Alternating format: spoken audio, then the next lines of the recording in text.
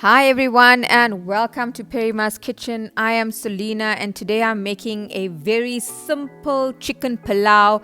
It's such a treat and I simply love it because it gives you all that delicious flavors and it's not as time consuming as a biryani.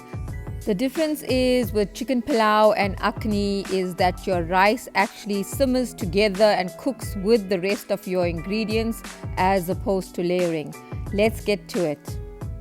Add approximately 250 to 300 milliliters of sour milk or yogurt. Make sure you shake it in the bottle first before you add it to your bowl. This will help remove any lumps. Next, I'm going to add all of my spices, and these are my ground spices. 2 tablespoons of masala, and I'm using Nagiah's everyday masala, followed by a tablespoon and a half of chili powder. You can go up to 2 tablespoons of chili powder if you wish, followed by a teaspoon of cumin and a teaspoon of coriander powder. In an akhni or a pilau, I generally like ground spices because we don't want to bite into anything while we are eating and enjoying our meal. Next, 2 teaspoons of biryani mix. Again, it's ground biryani mix.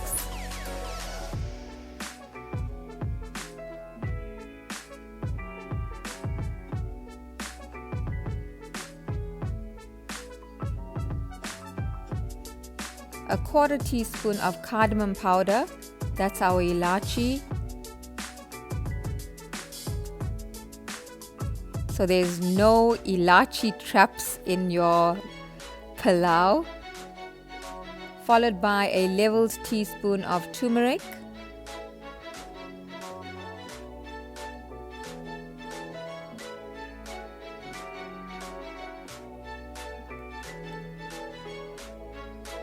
Some salt to taste.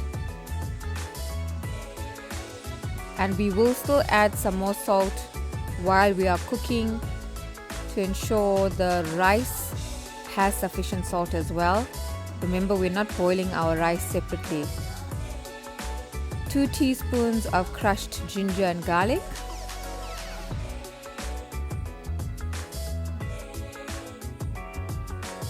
And mix. So this basically forms your marinade for your chicken pilau. I have approximately 1 kg of chicken pieces set aside. I'm also going to add about 2 chicken fillets, and I'm going to dice them up and add them to my chicken pieces as well.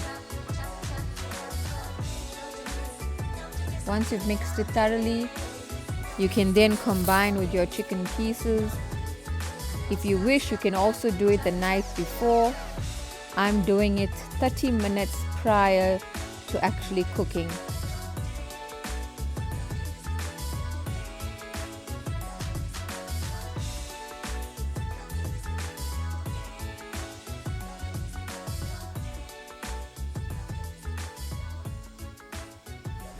Make sure your marinade is covered thoroughly throughout. I'm also adding the chicken fillet pieces as I mentioned. And while it's marinating, let's start the rest of the pilau. So I've got approximately 2.5 cups of long-range Basmati rice.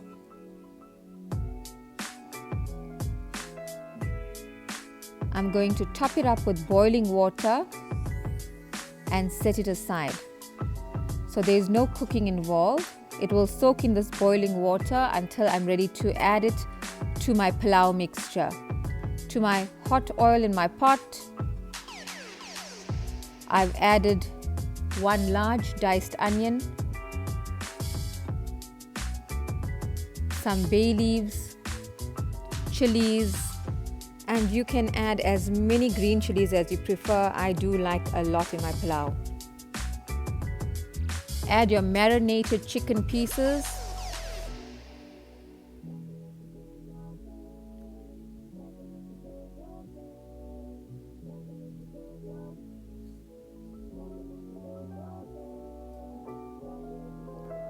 and keep your heat on a medium heat.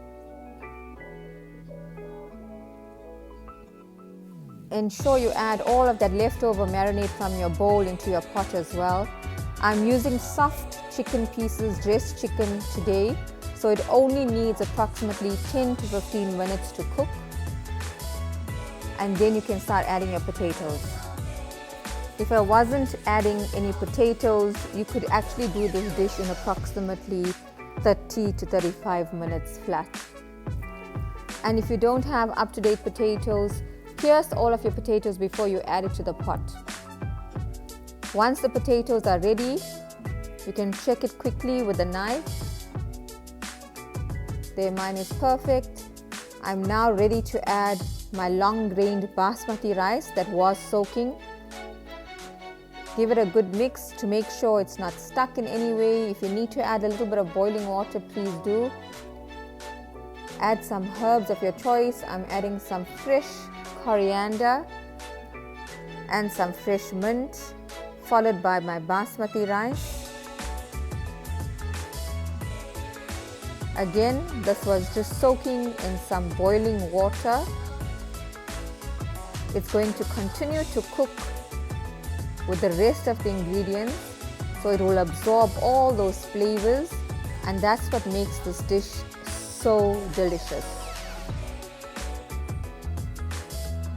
So here you need to use your discretion, add a little bit of salt to taste, and if it's not completely submerged in all that gravy, add approximately a cup of boiling water so it's covered and it can absorb all those flavors.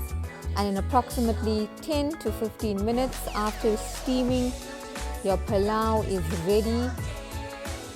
You can now mix it and make some delicious raita and serve with your chicken pilau. I actually made a chicken pilau and a lamb pilau this week because it's so flavorful.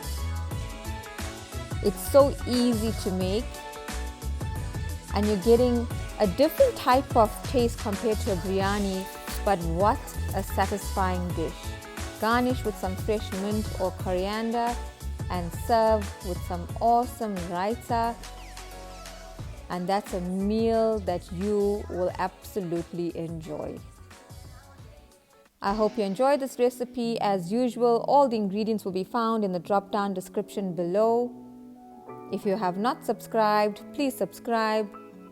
Kindly hit the notification bell so you are notified when a new video is uploaded. Please like and share, and your comments are always very welcome. Have an amazing day. I am Selena from Perima's Kitchen.